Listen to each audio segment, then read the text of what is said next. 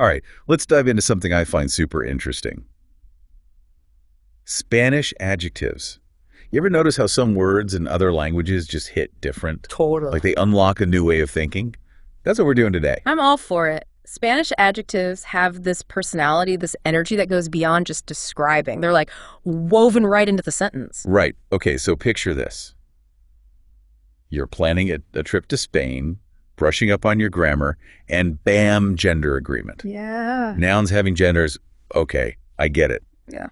But even the adjectives have to get in on the act. It's part of what makes Spanish grammar, well, fascinating, It all connects. It's not just memorizing words, it's understanding how they relate to each other. Okay. Adjectives, they got to agree with the noun they modify, and not just in gender, but number two. So for someone coming from English where adjectives are pretty chill, just like existing, that's a lot to take in. How does that even work? Okay, think of it this way. Every Spanish adjective, it's like it has a bunch of different outfits, right? And it picks which one to wear based on the noun it's with. Like, take cold frio. If you're saying a cold book, un libro frio, it's masculine, so boom, O ending. But change it up. A cold table, una mesa fría, feminine. The adjective switches outfits to e. Got it. So O for masculine, O for feminine. Are we good? Simple as that. If only it were that simple. Spanish grammar loves its little categories. So you've got your O ending adjectives. Those are the ones that follow all the rules. Masculine, singular. O, feminine, singular. O, masculine, plural. You guessed it. O. It goes on. Okay, there's a pattern here. So Right. that's one group down. What about the rebels, the ones that don't end in O? Now, those are the interesting ones. They're kind of relaxed about the whole gender thing. Take caliente, hot. Hot book, hot table, doesn't matter, it's just caliente. They only really care about becoming plural calientes. Interesting. So it's not always about matching every single noun. It's more like the bigger picture sometimes. Exactly. And you even get some adjectives that change their meaning depending on if they come before or after the noun. But that's a whole other thing. Ooh, a sneak peek. Okay, I'm hooked. But before we get too far ahead, I bet there are even more surprises hiding in those O and non-O groups, huh? Oh, there are always surprises.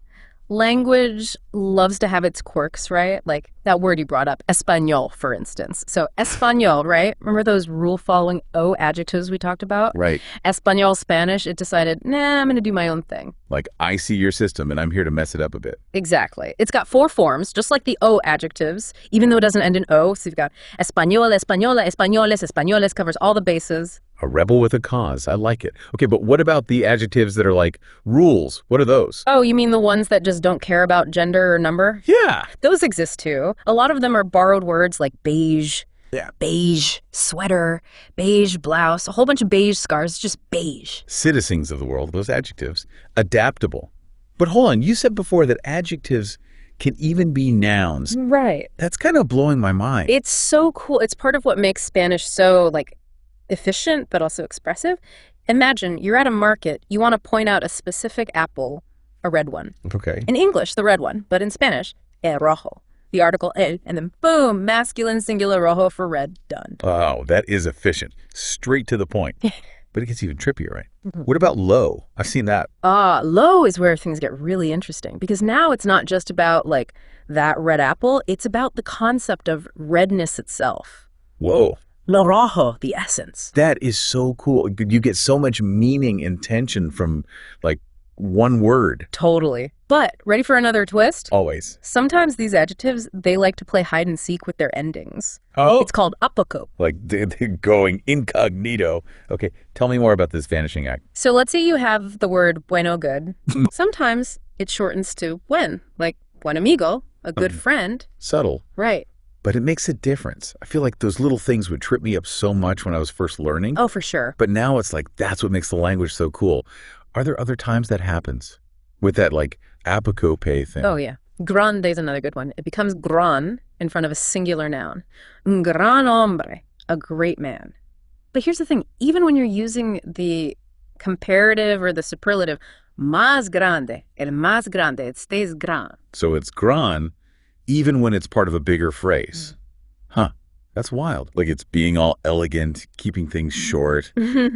But hey, speaking of grande, you said earlier some adjectives can switch meanings, depending on where they are in the sentence. Yeah, like a magic trick, right. It's another layer of Spanish being sneaky smart. Grande is a perfect example. We saw it as great, Before a noun, un gran hombre, but after. Usually back to just big, una casa grande, a big house. Whoa, same word, totally different vibe. What other words do that whole meaning shift thing? Antiguo is a good one. Before a noun. Former, so like mi antiguo profesor, my former teacher. But put it after. Boom, ancient. Una civilización antigua, an ancient civilization. Word order changes everything. It's like a 2-for-1 deal, but with words. This is making me rethink everything I thought I knew about adjectives. Seriously. And we're not even done. We talked about how they agree, how they can be nouns sometimes, even that position meaning thing. Right. But what about when we want to compare stuff? The whole bigger, better, faster, stronger idea? Comparatives, superlatives. How does Spanish handle those? It's all about adding a little something extra. For comparatives, you've got más for more or menos for less right in front, then que afterwards, meaning then. So más alto que, taller than. Makes sense. And we're going all out, crowning the champion superlatives. Superlatives. Just tack on the definite article, el, la, los, las, in front of that comparative form we just talked about. So el más alto, the tallest. Oh, and pro tip, instead of saying of afterwards, like in English, Spanish uses this, like la casa más grande de la ciudad, the biggest house in the city. This sets the scene. I like it. But gotta ask, what about irregular comparatives? There are always exceptions, right? Always. Got to keep things interesting. So you've got measure for better, pair for worse, Right. menor for younger, and mayor for older. They like to be unique. I gotta say, all these little quirks make Spanish grammar so much more fun to learn. It's like a treasure hunt. And speaking of treasures, can't forget that ísimo suffix. That one's like turning everything up to 11. For sure. Ísimo takes things to the extreme, but not in a comparing way. It's more like emphasizing the quality itself. Like rapidísimo isn't just the fastest, it's extremely fast. Adding that extra oomph. And speaking of oomph, how does Spanish do suffixes to make those super descriptive adjectives like we've got ing or air in English? Oh, Spanish has a ton of those. You'll see odor, dora, sitor, sitora, autor, potro. Whoa, that's a lot. Added onto verbs, usually. They describe the action or the person doing it. So many options.